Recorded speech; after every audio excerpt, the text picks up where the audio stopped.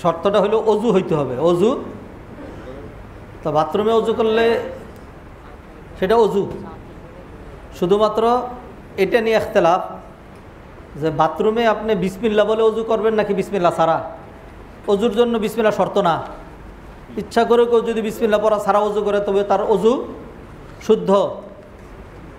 কোরআনে আল্লাহ 4টা ফরজের কথা বলছেন, ইয়া আইয়ুহাল্লাযীনা আমানু ইযা কুমতুম ইলাস সালাতি ফাগসিলু ওয়ুজুহাকুম ওয়া আইদিয়াকুম ইলাল মারাফিকি ওয়ামসাহু বিরুসিকুম ওয়া আরজুলাকুম ইলাল কাবাইন। এই 4টা ফরজ, এই 4টা হলো শর্ত। অতএব টয়লেট মানে যদি সেই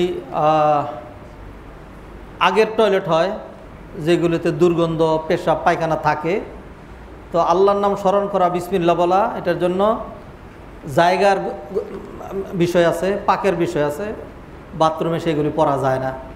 আর বর্তমান যে বাথরুমগুলো পেশাবও নাই, পায়খানাও নাই, কোনো কিছু নাই, একদম নিট অ্যান্ড ক্লিন, শুকনা, গন্ধ নাই, বরং বেডরুমের চাইতে বেশি সুন্দর কি বাথরুম। তো এই ধরনের বাথরুমে কি বিসমিল্লাহ পড়া যাবে কিনা, ওলামাদের 2টা মত।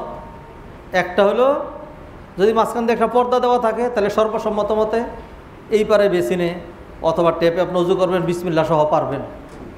আর যদি পর্দা না থাকে তাহলে কেউ কেউ বলছেন যে কমোডের ডাকনাটা লাগাই দিলে এটা আলাদা হয়ে গেল, তাহলে বিসমিল্লাহ পড়তে পারবেন। আর বাকিরা বলছে না, পর্দা থাকুক না থাকুক, কমোডের ডাকনা লাগান অথবা না লাগান, হ্যাঁ, যেহেতু পরিষ্কার পরিচ্ছন্ন, এখানে আর নাপাক নাই।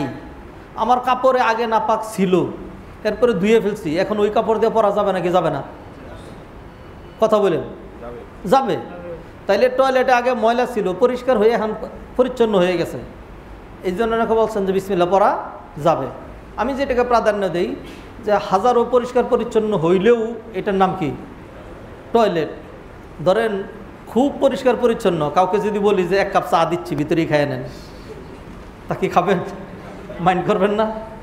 কিছু মানুষ আগ্রহ করে খায়, এদিক দিয়ে প্লাস অ্যান্ড মাইনাস, হ্যাঁ, প্লাস মাইনাস ফর্মুলা আছে কিছু মানুষের, ওইটা তো আলাদা, তো সেটা না। অতএব টয়লেটের অজু দিয়া নামাজ পড়া যাবে।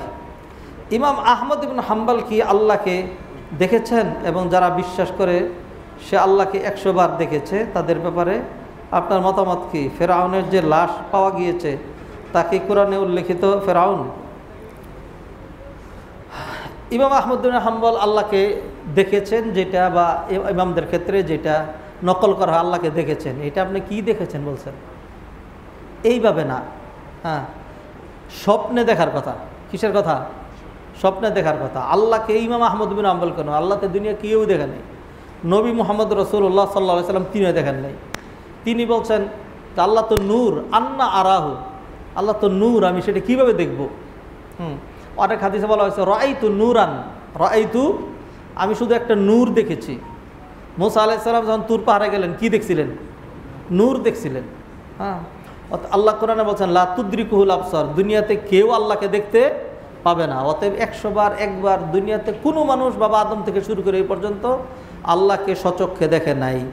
ফেরাউনের যে লাশ পায়ে গিয়েছে এটা সেই ফেরাউন, কারণ কোরআন আল্লাহ বলছেন ফালিয়াউমা নুনাজ্জিকা বিবাদানিকা লিতাকুনা লিমান খালফাকা আয়া, আমি তোমাকে তোমার পরবর্তীদের জন্য নিদর্শন হিসাবে আমি তোমাকে মানে কি করব, পানিতে গলিয়ে মাছের পেটে দিয়ে দিব না, তোমাকে রেখে দিব।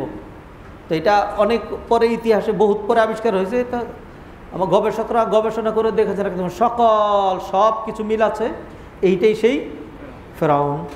জি, একটি হাদিস পড়েছি যে কোনো ঐচ্ছিক সালাত যদি লোকজনের সম্মুখে আদায় না করে একাকী আদায় করা হয় তবে 25 গুণ বেশি নেকি হয়। হাদিসটিকে সহি জানি না, হাদিসটি সহি কিনা, তবে নফল এবাদত মানুষের সামনে না পড়ে আলাদা পড়া বেশি উত্তম, আলাদা পড়া বেশি। মসজিদে নফল পড়তে পারবেন, মানুষের সামনেও পড়তে পারবেন, দেখানোর জন্য যদি হয় তাহলে তার ইবাদত হবে না।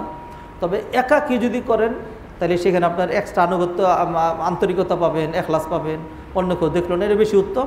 25 গুণ সওয়াব হওয়ার কথা জানি না।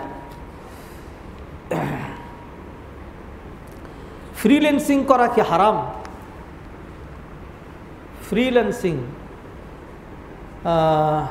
ফ্রিল্যান্সিং করা হারাম না।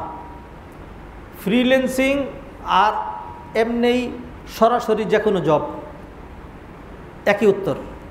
যেইটা সরাসরি করা হারাম সেইটা ওই ফ্রিল্যান্সিংয়ের মাধ্যমে করা হারাম, আর যেটা সরাসরি করা জায়েজ সেটা ফ্রিল্যান্সিংয়েও জায়েজ। অতএব কোন কাজটা আপনি করছেন ফ্রিল্যান্সিংয়ের মাধ্যমে সেইটার উপরে বিবেচনা করে এটার ফতোয়া দিতে হবে। সুবহানাকাল্লাহুম্মা বিহামদিকা আশহাদু আল্লা ইলাহা ইল্লা আনতা আস্তাগফিরুকা ওয়া আতুবু ইলাইক।